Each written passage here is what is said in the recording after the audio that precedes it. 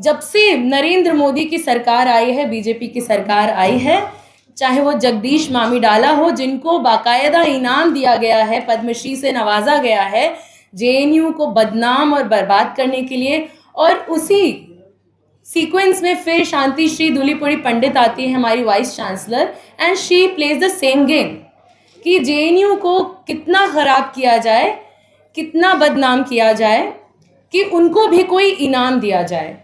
तो जो काम हम स्टूडेंट्स सोचते हैं कि यूनिवर्सिटी हमारे लिए करेगी, कि हम जब आएंगे तो हमारे लिए वो ऐसे प्रोफेसर्स हमारे क्लासरूम्स में लेकर आएंगे जिनसे पढ़कर हम और बेहतर होंगे।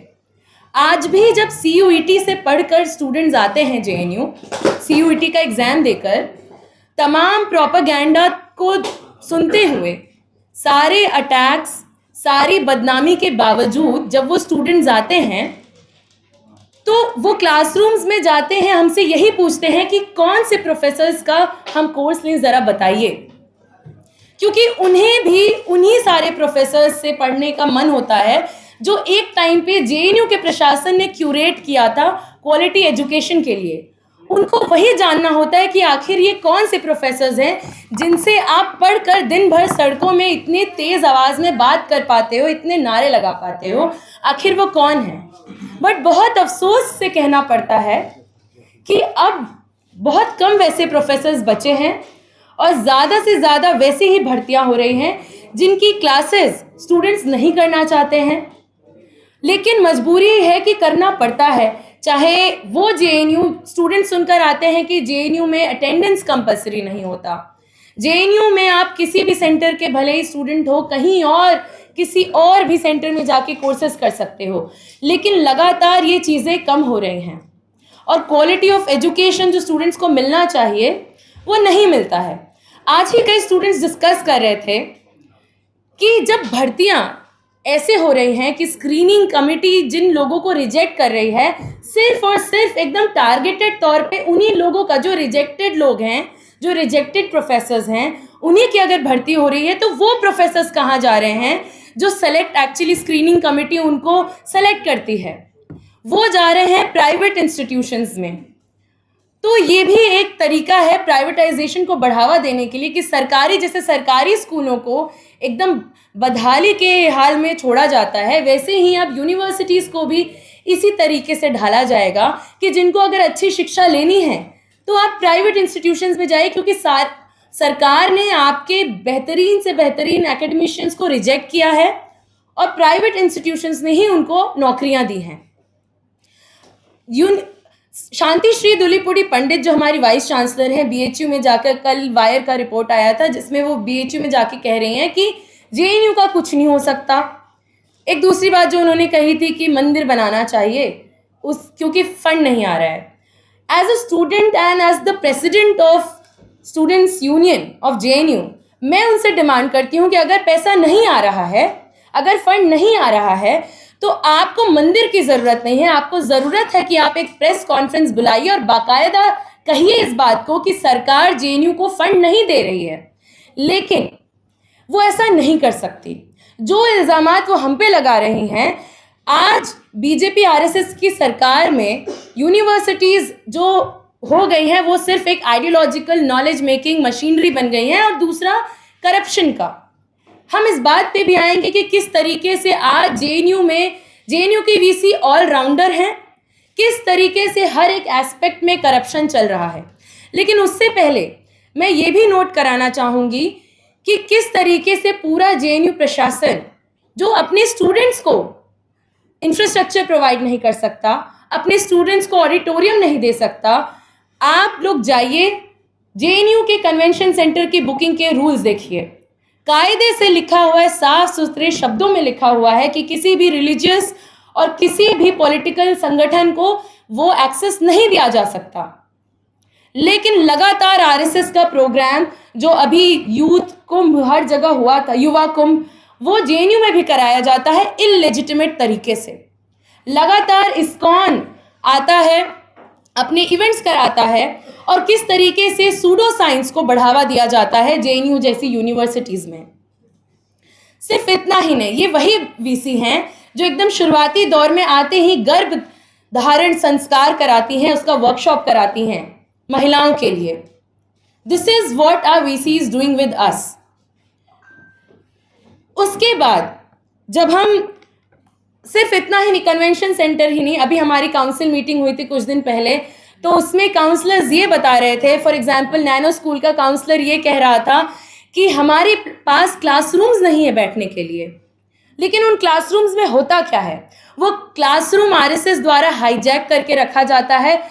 पूरे तरीके से वहाँ सिर्फ और सिर्फ ताला लगा रहता है और आरएसएस की मीटिंग्स के लिए वो खुलता है सिर्फ और सिर्फ ये नैनो साइंस की बात नहीं है, ये एससीएसएस की भी बात है। जगह जगह ऐसी ही चीज़ें चल रही हैं। आरएसएस को खुले तौर पे इंफ्रास्ट्रक्चर प्रोवाइड करवाया जाता है मीटिंग्स के लिए और स्टूडेंट से सिर्फ और सिर्फ रुपया मांगा जाता है, उसके बाद भी आप रिजेक्ट हो सकते हैं। अब आते हैं इस बात पे कि हमारी वीसी ऑलराउंडर कैसे है। मुझे याद है कि हमारे चुनाव के तुरंत बाद जो सबसे पहला मेमोरेंडम हमने दिया था, वो इसलिए दिया था कि किस तरीके से जो नॉन टीचिंग स्टाफ में सैनिटेशन वर्कर्स आते हैं, उनसे 40-40 हज़ार रुपये वो लेती हैं और वो जब उनको वो पीएसआर रॉक वगैरह में या वॉशरूम्स में जाके वो पैसा लिया जाता है कि कोई देख ना पाए, और उसके बाद भी 26 दिन की नौकरी उनको नहीं दी जाती है महीने की, क्योंकि ये कहा जाता है नौकरी है ही नहीं। आप 30 लोगों से खूब सारा पैसा ले लो और बोलो कि हमारे पास तो 30 लोगों के लिए नौकरी नहीं है, आप लोग एक हफ्ते काम करिए। और जब वो वर्कर्स जाते हैं वीसी की मीटिंग में कि हमें अपना अधिकार दीजिए, हमें जस्टिस दीजिए, तो वही क्लासेस दिमाग लगा के वीसी और उनका प्रशासन ये कहता है कि ये दारू पीकर आए थे और दारू पीकर आकर हिंसा कर रहे थे हमारे साथ, इसीलिए हमने उन्हें सस्पेंड कर दिया।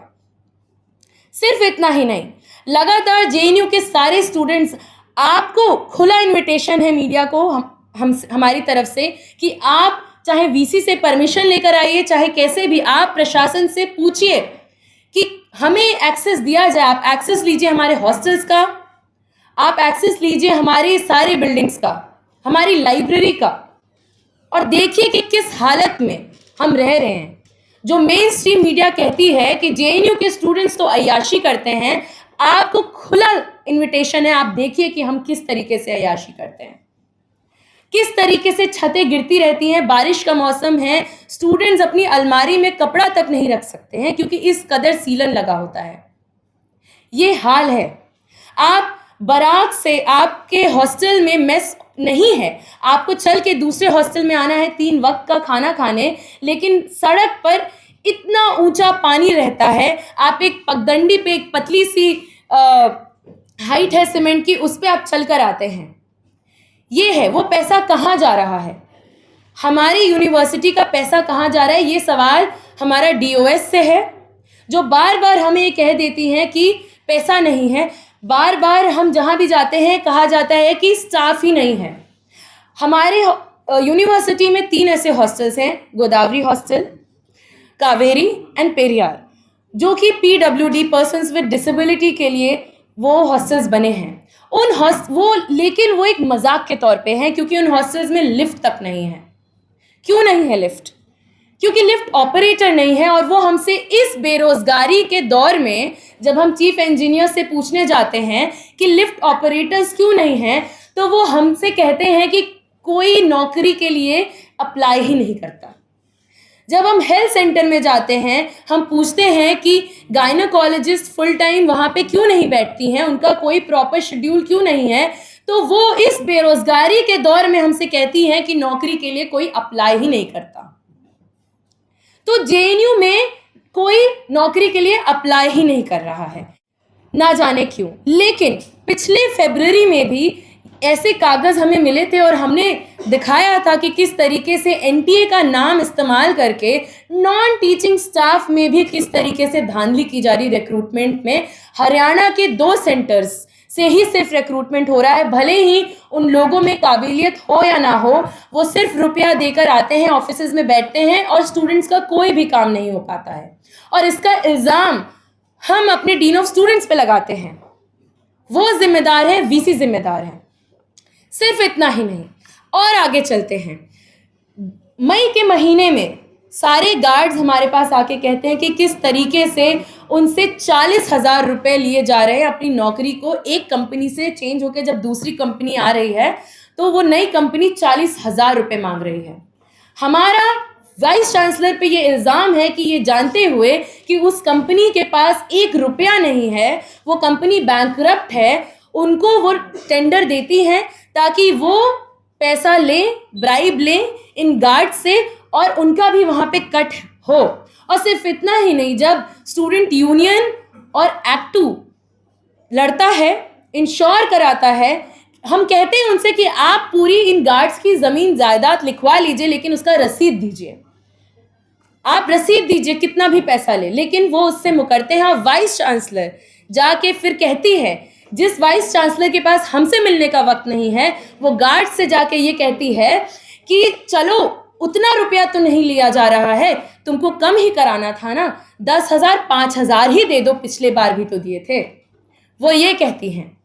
लेकिन उसके बाद भी गार्ड्स की पूरे स्ट्रगल से इंश्योर किया जाता है कि 1 रुपया भी नहीं दिया जाता है और उससे भी वो हमसे खफा होती हैं। और अब जो लगातार हम पिछले 1 साल से कहते आए हैं कि ऐसे प्रोफेसर्स हमारी यूनिवर्सिटी में आए हैं, आज भी आपको बताएं कि एंटी स्टूडेंट किस तरीके से पूरी यूनिवर्सिटी, जिस यूनिवर्सिटी का काम है कि वो स्टूडेंट्स के लिए रन करे, किस तरीके से एंटी स्टूडेंट है। हमारे जनरल सेक्रेटरी, ऑल्दो 2 फरवरी को आप सब जानते होंगे कि किस तरीके से JNU-SU के चारों ऑफिस बियरर्स के साथ साथ फॉर्मर JNU-SU प्रेसिडेंट को रस्टिकेट कर दिया जाता है, हम पे वैंडलिज्म का इल्ज़ाम लगाया जाता है। लेकिन आज तक इतने महीने बीतने के बाद, लगभग 1 साल होने जा रहा है, वो स्ट्रगल हमसे पहला जो यूनियन था उसने शुरू किया था, आज तक उनके पास इतनी हिम्मत नहीं है कि वो स्टूडेंट्स के सामने, फैकल्टीज़ के सामने कोई भी कागजात दिखा पाएँ कि किस तरीके से वो FRT पास हुआ था, किसने पास किया था, फंड किसने एलोकेट किया था।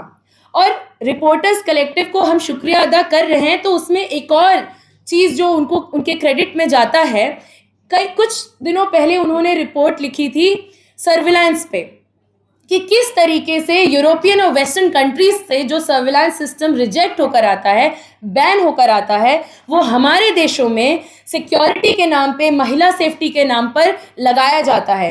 और हमारे भी यूनिवर्सिटी में वही किया गया और हम उसको बिल्कुल गलत नहीं मानते कि हमने उसको हटा दिया, क्योंकि वो बिना किसी जवाबदेही, बिना स्टूडेंट को कंसल्ट किए, बिना प्रोफेसर्स को कंसल्ट किए, बिना किसी कमेटी के लगाया गया था। और आज तक हमें rusticated and out of bounds ही रखा जाता है। लेकिन उसके साथ साथ हमारे तीनों ऑफिस बियरर्स की PhD आज स्टेक पे है। हमारे वाइस प्रेसिडेंट, हमारे जनरल सेक्रेटरी, हमारी जॉइंट सेक्रेटरी, इनका PhD आज स्टेक पे है, क्योंकि ये इनका सिनॉप्सिस पास नहीं हो पाएगा। हमारे जनरल सेक्रेटरी का सिनॉप्सिस पास हुआ था, उसको भी इन्होंने कैंसिल कर दिया। ये हमारा एडमिनिस्ट्रेशन है जो बिल्कुल एंटी स्टूडेंट्स है।